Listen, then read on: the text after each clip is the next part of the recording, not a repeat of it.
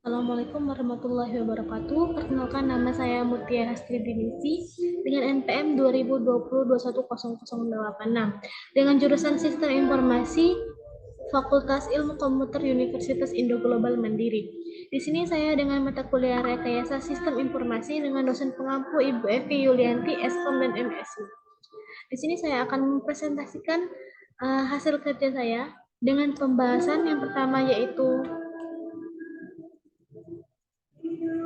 ada use case, yang kedua ada skenario use case, yang ketiga ada class diagram, yang keempat ada activity diagram, dan yang terakhir ada sequence diagram. Untuk pembahasan pertama yaitu mengenai use case. Pengertian dari use case sendiri adalah satu dari berbagai jenis diagram Unified Modeling Language atau UML yang menggambarkan hubungan interaksi antara aktor dan sistem.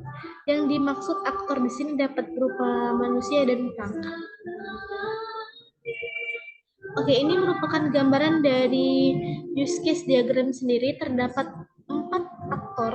Yang pertama ada admin, mahasiswa, BAAK, dosen mata kuliah, dan dosen pembimbing akademik.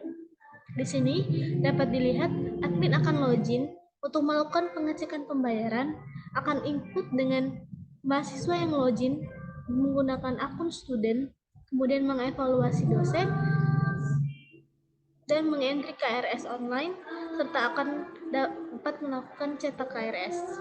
Dan BAAK akan login melakukan dua penginputan, yaitu yang pertama input data mata kuliah dan input jadwal kuliah.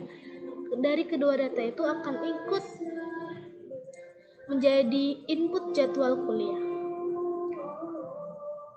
Yang ketiga ada dosen mata kuliah. Di sini dapat dilihat dosen mata kuliah akan login, menginput nilai mahasiswa, dan akan keluar menjadi nilai IP, indeks prestasi, yang kemudian akan ditampilkan di KRS online. Dan yang terakhir ada dosen PA yang akan login, melakukan persetujuan KRS. Yang akan terjadi yaitu mahasiswa akan mengintrik KRS dan menunggu persetujuan KRS. Jika dosen PA setuju, maka hasilnya akan tercetak di KRS. Yang kedua ada skenario use case. Pengertian dari skenario use case mendeskripsikan aktor-aktor yang melakukan produser dalam sistem, serta menjelaskan respon yang ditanggapi oleh sistem tersebut terhadap produser yang dilakukan oleh aktor. Berikut adalah skenario use case. Yang pertama admin. Tujuannya yaitu tujuan dari admin sendiri adalah memberikan akses login mahasiswa. Yang kedua ada deskripsi admin sendiri, yaitu melakukan pengecekan data mahasiswa dan kegiatan mahasiswa. Di sini ada kegiatan login dan kegiatan logout. Kegiatan loginnya sendiri yaitu aktivitas aktornya login akan melakukan reaksi sistem, akan menampilkan reaksi sistem form login. Ketika menginput username dan password, akan menampilkan reaksi sistem, yaitu sistem akan memeriksa apakah username dan password sesuai dengan akses login yang ada. Jika salah, maka akan menampilkan teks kata sandi atau password salah. Yang ketiga ada user. Tahap ini melakukan proses pengecekan pada sistem entry KRS. Apakah mahasiswa sudah memenuhi syarat untuk melakukan pengentrian? Yang terakhir ada kegiatan logout-nya. Untuk user menekan tombol logout, menampilkan from logout.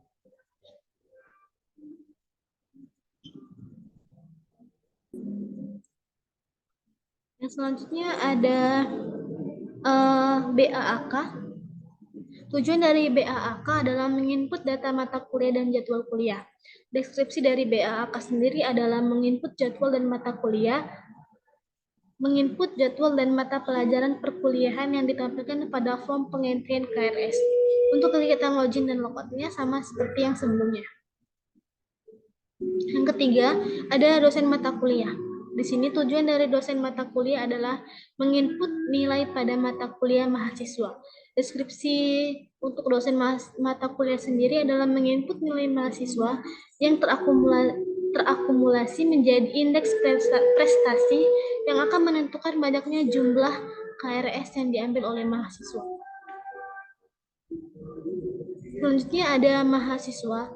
Di sini aktornya ialah mahasiswa. Tujuan dari aktor mahasiswa sendiri adalah melakukan entry KRS. Deskripsinya adalah mahasiswa yang sudah memenuhi syarat dari admin dapat melakukan pengentrian KRS. Selanjutnya itu ada dosen PA, dosen pembimbing akademik. Tujuannya melakukan persetujuan atau pembatalan KRS. Deskripsi dari dosen PA sendiri adalah setelah mahasiswa menginput KRS, maka mahasiswa akan meminta persetujuan dengan dosen PA untuk KRS yang dikonfirmasi. Jika mahasiswa ingin mengubah jadwal perkuliahan, namun KRS telah disetujui, maka mahasiswa akan menghubungi dosen PA untuk melakukan pembatalan KRS. Selanjutnya ada kelas diagram. Pengertian dari kelas diagram sendiri adalah diagram UML yang menggambarkan kelas-kelas dalam sebuah sistem dan hubungan antara satu dengan yang lain, serta dimasukkan pula atribut dan operasi.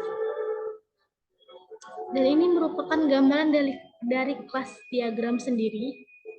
Dapat dilihat ada di sini ada dosen mata kuliah,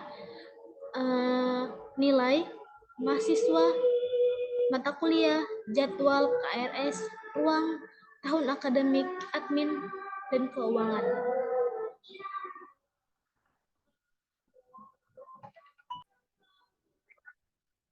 Oke, ini merupakan tampilan dari kelas diagram. Selanjutnya ada activity diagram. Pengertian dari activity diagram adalah bentuk visual dari alir kerja yang berisi aktivitas dan tindakan, dan juga dapat berisi pilihan, pengulangan, dan konkurensi. Dalam Unified Modeling Language, diagram aktivitas dibuat untuk menjelaskan aktivitas komputer maupun alur aktivitas dalam organisasi.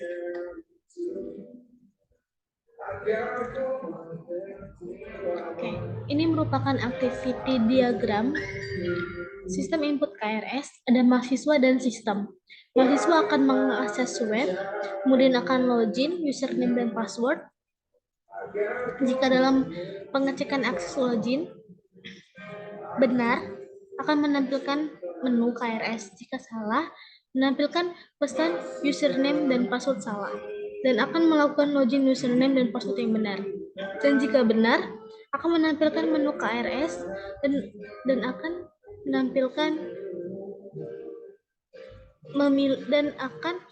menampilkan mahasiswa dapat melakukan pemilihan jadwal mata kuliah dan akan mencetak KRS.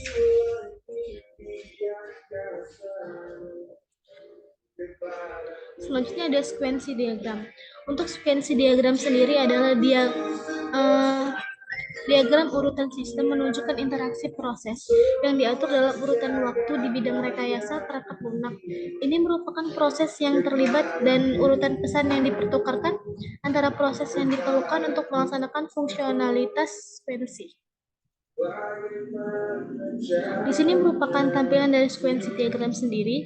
Ada diagram login mahasiswa. Mahasiswa akan mengisi data login, kemudian akan menvalidasi, mencek data user, akan tercetak data user.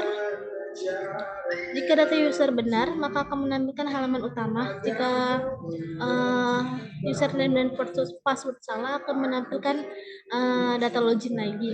Yang kedua ada sekuensi isi KRS. Mahasiswa akan pilih mata kuliah, mengirim data terpilih, kemudian akan mengecek sisa SKS, kemudian akan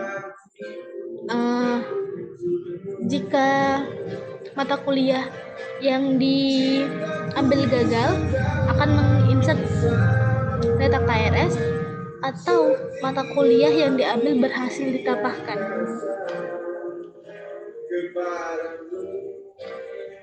Yang ketiga ada sekuensi diagram hapus KRS. Mahasiswa akan pilih mata kuliah, kirim permintaan hapus mata kuliah yang akan dihapus, kemudian akan mendrop mata kuliah dan atau kuliah akan berhasil dihapus. Sekian pembahasan dari saya mengenai itu. Jika ada kurangnya saya mohon maaf. Di sini juga saya baru belajar mengamati mengenai pemahaman tadi. Sekian, terima kasih. Wassalamualaikum warahmatullahi wabarakatuh.